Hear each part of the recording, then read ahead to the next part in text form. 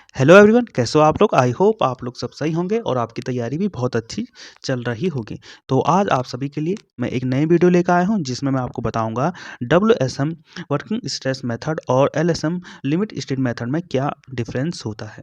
इससे पहले वाली वीडियो में मैंने आपको कॉन्सेप्ट के हिसाब से बता दिया था। आज मैं आपको जो थ्योरेटिकल नॉलेज है उसके थ्योरी के हिसाब से आपको बताऊँगा कि वर्किंग स्टेट मेथड और लिमिट स्टेट मेथड में क्या अंतर है। तो सबसे पहले देख लेते हैं यहाँ पे stress strain curve for mild steel के लिए स्ट्रेन स्ट्रेस कर्व मैंने यहाँ पे लिया है समझाने के लिए आप लोगों के लिए। जो वर्किंग स्ट्रेस मेथड में हम लोग लेते हैं यहाँ पे यील्ड स्ट्रेन का यूज़ करते हैं और यील्ड स्ट्रेस तक ही हम लोग यहाँ पे मटेरियल की स्ट्रेंथ लेते हैं।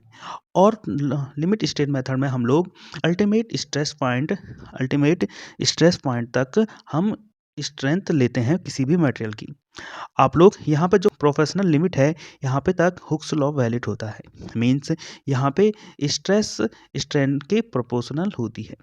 तो आई होप आपको इतना पता ही होगा। मैं यहाँ पे आपको एक पेंसिल की सहायता से भी समझाने की कोशिश करूँगा कि डब्ल्यूएसएम और लिमिट स्टेट में क्या अंतर हो सकता है। तो देख लीजिए, जैसे कोई हम पे कोई पेंसिल है, हम वो इतनी पूरी होती है शुरू में यूज़ करने से पहले। तो हम जैसे ही पेंसिल का यूज़ करते हैं तो हम एक स्टेट तक ही पेंसिल का यूज़ करते हैं। उसके बाद हम लोग जैसे उसकी लंबाई छोटी होने लग जाती है तो हम उस पेंसिल का यूज़ करना बंद कर देते हैं और नई पेंसिल का यूज़ करते हैं। तो देख लीजिए, हम इस तरह से मान सकते हैं जैसे कोई फुल स्ट्रेंथ हमारी पूरी पेंसिल होगी, हमने थोड़ा से कम यूज़ किया जहाँ तक वो पकड़ में आती है, वहीं तक ही हम पेंसिल का यूज़ किया, तो उसको हम लोग डब्ल्यू ऐसा मान सकते हैं। तो इसमें ये है कि हमने स्ट्रेंथ का पूरा यूज़ नहीं किया, पूरी स्ट्रेंथ हमारी ये थी, पर हमने पूरी स्ट्रेंथ का यूज़ नहीं किया। और जो लिमिट स्टेट मेथड में हम लोग जब वहाँ तक पेंसिल का यूज़ कर सकते हैं जहाँ तक हम उसको पकड़ सकते हैं, और बहुत ही, क्योंकि हम तो उसको यूज़ जहाँ तक ग्रेफाइट लगा है वहाँ तक तो यूज़ कर ही सकते हैं, तो उससे थोड़ा ज़्यादा तक हम लोग पेंसिल का यूज़ करें तो उसको मान सकते हैं हम लोग लिमिट स्टेट मेथड में हम लोग स्ट्रेंथ का यूज़ पूरा कर लेते हैं। मतलब पूरा से थोड़ा ज़्यादा ही करते हैं, पूरा हम लोग नहीं करते हैं किसी भी मटेरियल की स्ट्रेंथ का यूज़, पर हम पूरा ही कर रहे हैं लगभग यहाँ पे। तो आप लोग पेंसिल के एग्जाम्पल से समझ सकते हैं। आई होप आपको समझ आ चुका होगा। अब हम लोग देखते हैं डब्ल्यूएसएम और लिमिट स्टेट मेथड में थ्योरेटिकल में क्या-क्या डिफरेंस हैं। अब देखिए, वर्किंग स्ट्रेस मेथड में हम लोग लोड का यूज़ करते हैं। इसमें हम कम लोड यूज़ करते हैं और लिमिट स्टेट मेथड में हम लोग अल्टीमेट लोड तक यूज़ करते हैं। देखिए यहाँ पे नो वार्निंग साइन, यहाँ पे जैसे हम लोड यूज़ करते हैं किसी भी स्ट्रक्चर में तो हमें कोलैप्स होने से पहले कोई वार्निंग साइन नहीं मिलते हैं डब्ल्यूएसएम में, और हमें लिमिट स्टेट मेथड में वार्निंग साइन मिलते हैं। देखिए यहाँ पे sudden collapse without cracking warning, तो यहाँ पे सडन कोलैप्स की समस्या आती है वर्किंग स्ट्रेस मेथड में, और लिमिट स्टेट मेथड में ये नहीं आती है। देखिए, it will first show the cracking sign before collapse, तो यहाँ पे कोलैप्स होने से पहले लिमिट स्टेट मेथड में क्रैकिंग साइन दिखाता है। थर्ड है, it is use where the load does not exceed, यहाँ पे डब्ल्यूएसएम का यूज हम वहाँ पे करते हैं जहाँ पे लोड ज़्यादा नहीं जा रहा है, मतलब हमें पहले ही पता है कि लोड कितना मैक्सिमम जा सकता है। एग्जाम्पल जैसे वाटर टैंक के केस में जैसे हम लोग समझ सकते हैं कि हमने एक निश्चित कैपेसिटी का वाटर टैंक बना दिया है, तो उस केस में यह है कि हमें पता है इसमें लोड मैक्सिमम इसकी कैपेसिटी तक ही हम वाटर भर सकते हैं। तो मैक्सिमम लोड पहले से हमें पता है वाटर टैंक के केस में कि मैक्सिमम लोड कितना जा रहा है, तो वहाँ पे हम डब्ल्यूएसएम मेथड का यूज़ करते हैं वाटर टैंक के डिज़ाइन के केस में। और वहीं देखा जाए एलएसएम में, तो वहाँ पे डिजाइन फॉर फ्लेक्चरल लोड, हम यहाँ पे फ्लेक्चरल लोड के हिसाब से लोड जहाँ पे आ रहा है वहाँ पे हम लिमिट स्टेट मेथड का यूज़ करते हैं।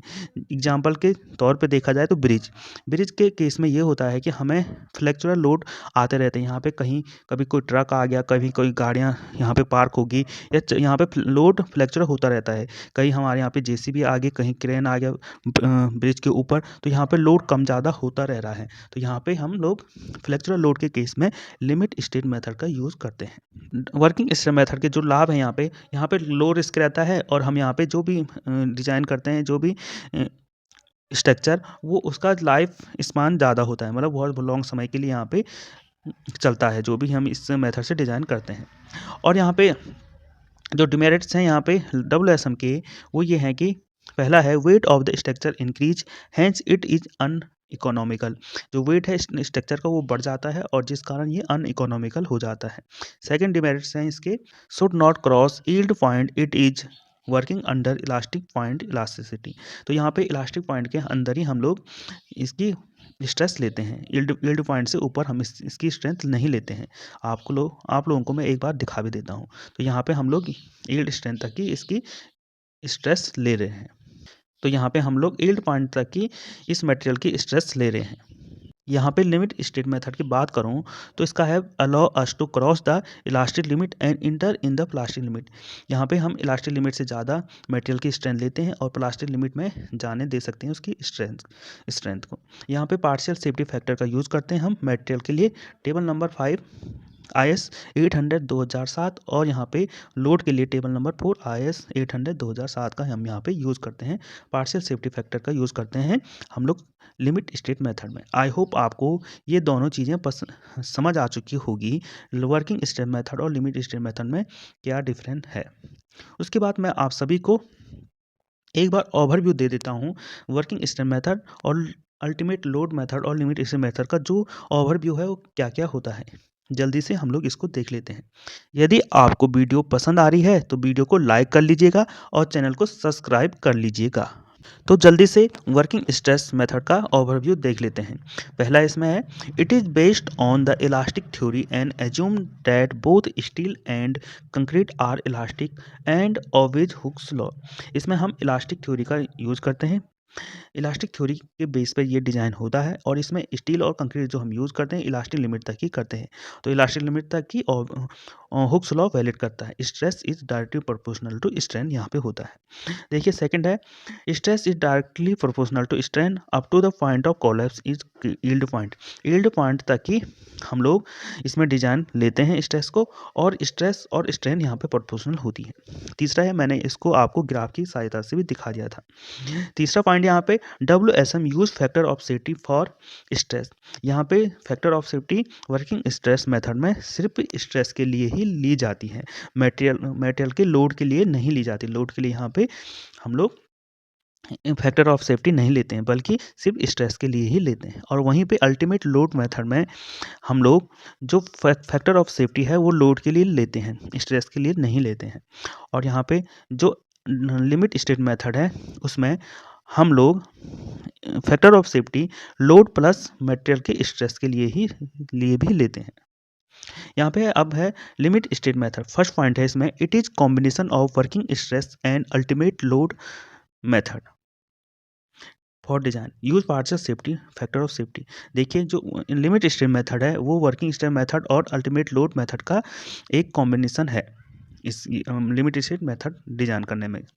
तो दूसरा पॉइंट है यहाँ पे, the acceptable limit of safety and serviceability requirement before failure occurs is called a limit state. The types of limit state दो टाइप के होते हैं, लिमिट स्टेट ऑफ स्ट्रेंथ और लिमिट स्टेट ऑफ सर्विसिबिलिटी। दो type से हम इस design को लेते हैं या इस डिज़ाइन का दो टाइप से हम यूज़ कर सकते हैं, मतलब दोनों पे हम यहाँ पे लिमिट लगा सकते हैं। लिमिट स्टेट ऑफ स्ट्रेंथ के रूप में डिज़ाइन कर सकते हैं और लिमिट स्टेट ऑफ सर्विसिबिलिटी के क्राइटेरिया के रूप में भी यहाँ पे हम लोग डिज़ाइन कर सकते हैं। जो स्ट्रेंथ क्राइटेरिया है यहाँ पे सडन कोलैप्स के लिए डिजाइन होता है और जो स्ट्रेंथ सेकंड है यहाँ पे होता है फेलर फॉर एक्सेसिव डिफॉर्मेशन के लिए भी यहाँ पे स्ट्रेंथ क्राइटेरिया यूज करते हैं, उसके हिसाब से हम यहाँ पे डिजाइन करते हैं। और जो सर्विसिबिलिटी के हिसाब से जो डिजाइन होता है उसमें हम लोग क्या क्या देखते हैं, हम उसमें डिफ्लेक्शन, दूसरा वाइब्रेशन और तीसरा repairable damage due to fatigue के को देखते हैं सर्विसिबिलिटी रिक्वायरमेंट में। आई होप आपको वीडियो पसंद आई होगी। तो वीडियो पसंद आई तो आप लोग वीडियो को लाइक कर लीजिएगा और चैनल को सब्सक्राइब कर लीजिएगा। Thank you everyone. आप लोगों को इस टॉपिक पे और भी वीडियो चाहिए होगी या किसी और टॉपिक पे आपको वीडियो चाहिए तो आप लोग कमेंट कर सकते हैं। Thank you everyone, thank you so much.